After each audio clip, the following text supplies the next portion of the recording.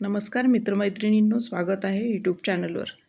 तर आपण एक आज सोपी आणि छानशी रांगोळी घेऊन आलेलो आहोत.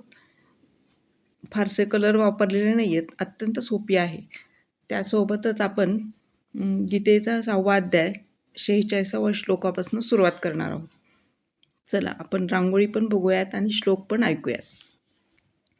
तपस्विभ्योऽधिको योगी ज्ञानिभ्योऽपि मतोऽधिकः कर्मिभ्यश्चाधिको योगी तस्माद्योगी भवार्जुन.